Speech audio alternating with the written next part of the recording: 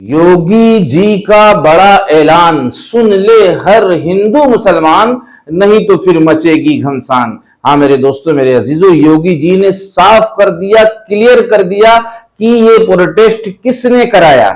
और यहां पर लोग कह रहे हैं कि 80% मुसलमान थे। आप योगी जी की जुबानी सुनने की कोशिश करिए और अपने दिल को साफ करिए और एक बड़े फसाद को होने से खत्म करने में साथ दीजिए मेरे दोस्तों। और दूसरी तरफ जो खबर आ रही है महमूद पराचा की तरफ से, आज की वीडियो बहुत खास है। हाँ याद रखना, अगर आप हिंदू मुसलमान के झगड़े को खत्म करना चाहते हैं तो आप बाकी रहने की कोशिश करो। कोई मामूली हस्ती नहीं बोली है, योगी जी ने ऐलान किया कि किसने ये प्रोटेस्ट करवाया, किसने दंगा करवाया।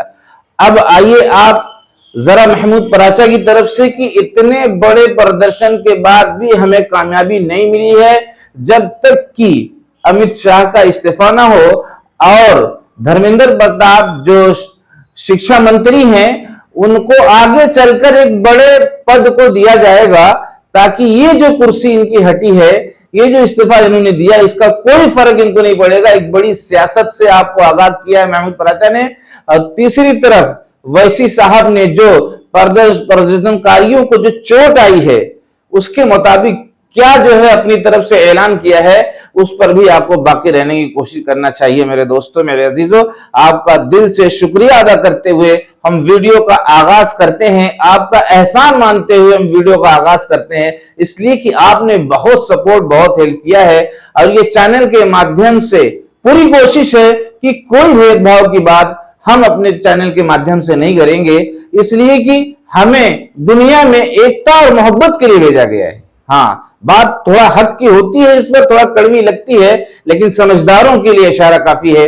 आइए सबसे पहले अपने दिल की सफाई ये करिए कि महमूद पराचा ने जो बात रखी है उसको सुनिए, उसके बाद योगी जी ने हिंदू मुसलमान सिख ईसाई के झगड़े को इस प्रदर्शन के मुताबिक खत्म कर दिया मेरे दोस्तों, आपने सोचा भी नहीं होगा। आइए पहले महमूद पराचा की बात सुनिए। बच्चों को और देश की जनता को डराता कौन है? अमित शाह जी।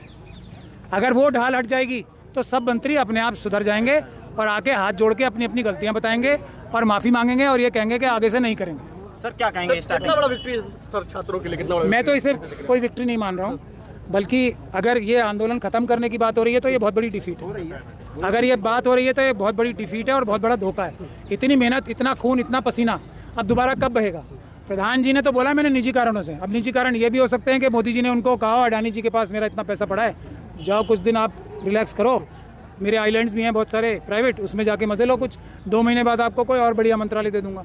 ये निजी वजह क्या होती है? बोले मैंने गलती की थी, चोरी की थी और मैं ये रही हथकड़ियाँ और मैं अरेस्ट होकर जेल जा रहा हूँ, बोला ये कौन सा फिर माफी तो होती नहीं ना, संविधान के हिसाब से माफी नाम की कोई चीज़ नहीं है। अपराध किया जेल जाना, बिल्कुल सीधी बात है। और अभी परसों जो 2024 के गुनहगार थे, जिनकी जो एक्यूज थे, उनको क्लीन चिट सीबीआई दे रही है। अब इसकी इन्वेस्टिगेशन कौन कर रही है? सीबीआई। अभी तो नाम भी नहीं आया मोदी जी का और अमित शाह जी का और ये प्रधान जी का एफआईआर में। पता है आपको, इन्वेस्टिगेशन में इन लोगों का नाम नहीं आ रहा, जो एनटीए बनाते हैं उनका नाम नहीं आ रहा।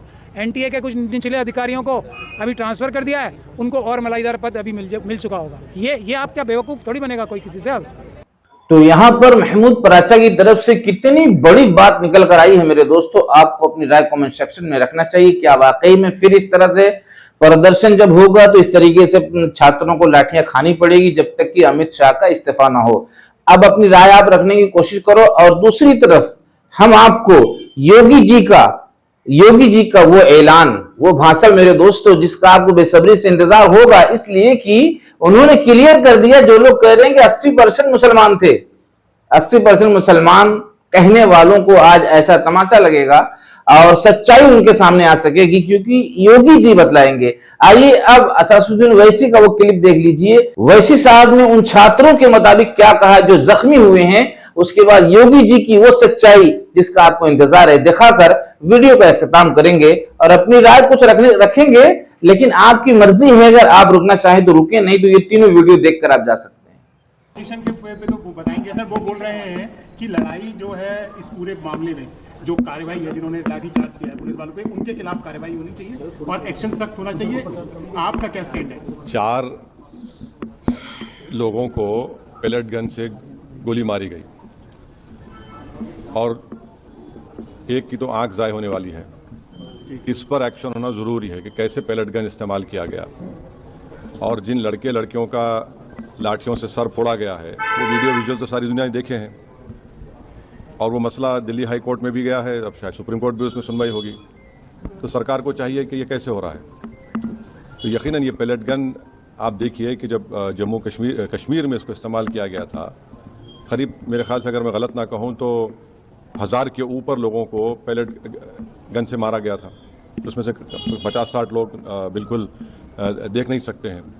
तो पैलेट गन का इस्तेमाल जिन 4 युवाओं पर हुआ है उसकी तो तहकीकात होनी चाहिए। तो यहाँ पर वैसी साहब की तरफ से छात्रों के लिए जो पैगाम आया है मेरे दोस्तों, उसको आपको शेयर करना चाहिए ताकि छात्रों को इंसाफ मिल सके और जो लोग जख्मी हुए हैं उनको उसका मुआवजा मिल सके, ताकि उनका अच्छे से इलाज हो सके। अगर वो बेरोजगार हो गए हैं जख्मी होने की वजह से, तो उनका घर बार भी चल सके, इसलिए आपको आवाज लगानी चाहिए। अब आप आइए योगी जी का वो ऐलान सुनिए, वो भाषण सुनिए, जिसमें ये चीज क्लियर हो रही है कि दंगा प्रोटेस्ट के अंदर किसने करवाया। जो बच्चे पागल जैसे हो गए थे, बिल्कुल सुनने के लिए किसी की तैयार नहीं थे। आइए इनकी जुबानी सुनिए, उसके बाद वीडियो पर अपनी सच्ची राय देकर जाने की कोशिश करिए। और योगी जी का एक बड़ा ऐलान यह भी हुआ है कि हमने 9 लाख छात्रों को नौकरी दी, उसमें कोई रिश्वत नहीं, कोई घूस नहीं। मेरे दोस्त, ये भी एक बड़ी अच्छी बात निकलकर इसके अंदर आ रही है, जिसको आपको सुनने की कोशिश करना चाहिए। आज ये युवाओं को बहका रहे हैं। याद करिए, 9 लाख युवाओं को हम लोगों ने सरकारी नौकरी दी है। यूपी के अंदर सरकारी नौकरी 9 लाख नौजवानों को अपने हाथ से मैंने नौकरी पत्र, नियुक्ति पत्र वितरित किए हैं। कोई सिफारिश नहीं, कोई वसूली नहीं। पहले नौकरी के नाम पर कोई विज्ञापन निकलता था, चाचा भतीजे की जोड़ी वसूली के लिए निकल पड़ती थी, सिंडिकेट हावी हो जाते थे। श्रावस्ती का नौजवान नहीं आता था, बहराइच का नहीं, बलरामपुर का नहीं, गोंडा का नहीं, सिपाही सिंडिकेट का कब्जा होता था, उनकी पर्ची चलती थी, और पर्ची पे जब खर्ची मिलती थी तब जाके नियुक्ति पत्र प्राप्त होता था। कांग्रेस और समाजवादी पार्टी के लोग हैं कि इन्हें भगवान बुद्ध अच्छे नहीं लगते, भगवान संभवनाथ और जैन तीर्थंकरों की पवित्र परंपरा ने अच्छी नहीं लगती, इन्हें मां जानकी के रामायण कालीन उस समृद्ध परंपरा इन्हें अच्छी नहीं लगती, इन्हें महाराज सुहेलदेव की परंपरा अच्छी नहीं लगती। इन्हें तो गाजी मियां का मेला लगवाना था और ये वही कार्य करते थे, और इसीलिए इनकी दुर्गति भी हो गई, इसीलिए दुर्गति भी हुई है। मिलते हैं नेक्स्ट वीडियो मेरे दोस्तों। मेरी जो राय थी, मेरी जो कोशिश थी, अब आपकी क्या राय, अपनी राय आप कमेंट सेक्शन में रखने की कोशिश करो। मुसलमानों, अपने एहतियात के साथ हर काम को अंजाम देने की कोशिश करो। अस्सलामु अलैकुम व रहमतुल्लाहि व बरकातहू।